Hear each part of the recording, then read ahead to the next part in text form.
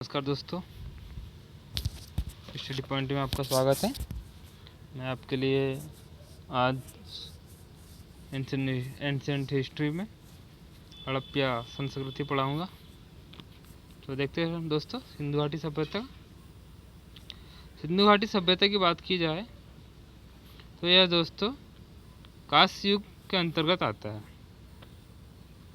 ये सभ्यता का विस्तार दोस्तों पश्चिमी बलूचिस्तान, जो पाकिस्तान वाला इलाका आता है, पूर्व में आलमगीर मतलब उत्तर प्रदेश तक के, और दक्षिण में दायमाबाद ये महाराष्ट्र तक के आता है, और उत्तर में दोस्तों मंदा जम्मू कश्मीर तक यह हिस्सा आता है सिंधु घाटी सभ्यता का दोस्तों।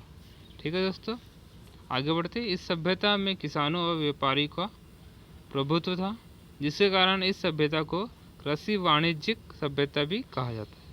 इस सभ्यता को हड़प्पा सभ्यता के नाम से जाना जाता है, क्योंकि 1921 में सन 1921 में सर्वप्रथम हड़प्पा नामक स्थान पर ही दयाराम सयानी की देखरेख में खुदाई के माध्यम से इस सभ्यता की खोज की गई थी। किसने की थी दोस्तों?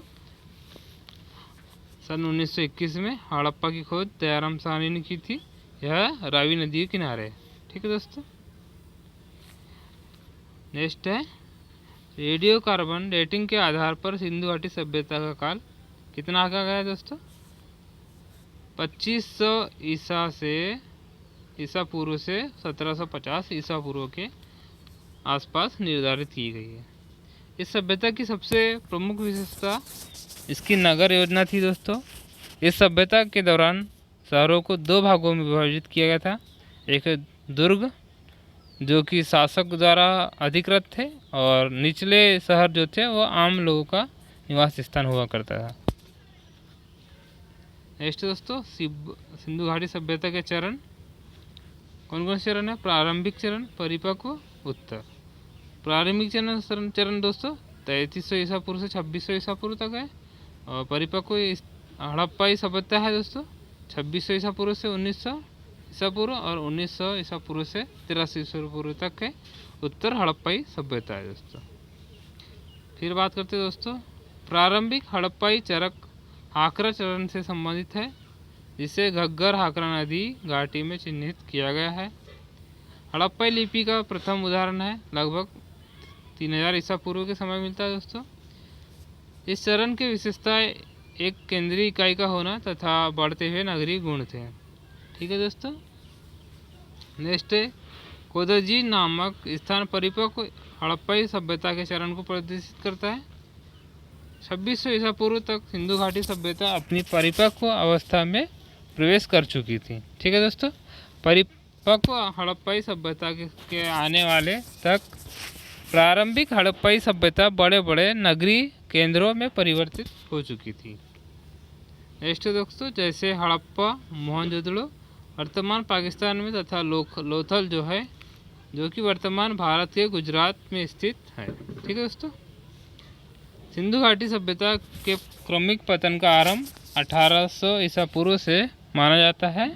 1700 ईसा पूर्व तक आते आते हड़प्पा सभ्यता के कई शहर समाप्त हो चुके थे सर। ठीक है दोस्तों, परंतु प्राचीन सिंधु घाटी सभ्यता के बाद की संस्कृतियों में भी इसके तत्व देखे जा सकते हैं। कुछ पुरातात्विक आंकड़ों के अनुसार उत्तर हड़प्पा काल को अंतिम समय 1000 ईसा पूर्व से 900 ईसा पूर्व तक बताया गया है। नेक्स्ट दोस्तों, धौलावीरा इस सभ्यता का एकमात्र स्थल है जहां शहर को 3 भागों में विभाजित किया गया है। ठीक है दोस्तों, चंदसुदड़ो एक ऐसा शहर है जहां पर एक भी दुर्ग नहीं है, किले नहीं थे दोस्तों। ठीक है दोस्तों, नेक्स्ट दोस्तों, इस सभ्यता में नगर योजना ग्रिड प्रणाली पर आधारित थी। ठीक है दोस्तों, नेक्स्ट है इस सभ्यता के लोग भवन निर्माण के लिए पक्के ईंटों का इस्तेमाल करते थे। इसके अलावा मालिकों का उत्तम प्रबंध और किलाबंद दुर्ग और लोहे के औजारों की अनुपस्थिति इस सभ्यता की प्रमुख विशेषता थी। ठीक है दोस्तों, फिर देखते हैं दोस्तों हम सिंधु सभ्यता के बारे में।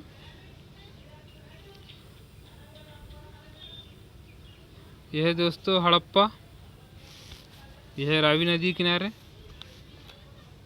ठीक है दोस्तों, ये मोहनजोदड़ो, यह सिंधु नदी किनारे है दोस्तों।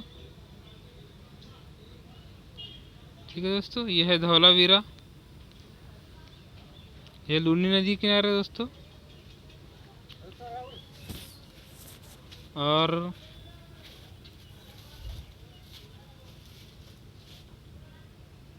ठीक है दोस्तों, आगे बढ़ते हैं।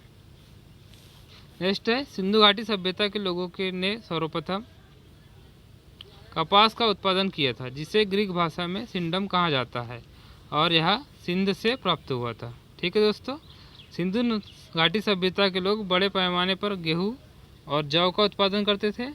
उनके द्वारा उगाए गए जाने वाले अन्य फसल कौन कौन सी थी? दाल, धान, कपास, खजूर, मटर, तिल इत्यादि हुआ करते थे। ठीक है दोस्तों, इस काल के ज्ञात पशुओं में बैल थे दोस्तों, भेड़, भैंस, बकरी, सुअर, बिल्ली इत्यादि प्रमुख थे।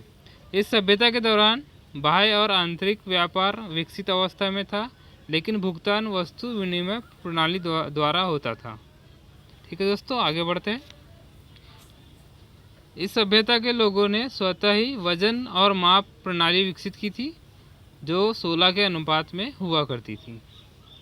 शव को दफनाने या जलाने का काम उत्तर दक्षिण दिशा में हुआ करता था। नेक्स्ट दोस्तों, हड़प्पा संस्कृति के सबसे कलात्मक कृति सैलखड़ी की मुहरें हुआ करती थी। हड़प्पा कालीन लिपि चित्रात्मक थी, लेकिन अभी तक इसे पढ़ा नहीं जा सका है। इस लिपि में पहली पंक्ति दाएं से बाएं लिखी जाती थी और दूसरी पंक्ति बाएं से दाएं लिखी जाती थी। ठीक है दोस्तों, मतलब कि हड़प्पा सभ्यता में क्या होता था कि जो पहली पंक्ति लिखते थे वो बाएं से दाएं की ओर लिखते थे, और दूसरी पंक्ति जो है वो दाएं से लेफ्ट की ओर लिखते थे।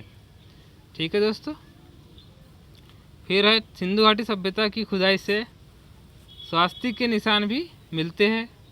मूर्तियों के माध्यम से पता चलता है कि सिंधु घाटी सभ्यता के दौरान मातृशक्ति होती थी, मतलब उस टाइम में माता को ज़्यादा महत्व दिया जाता था।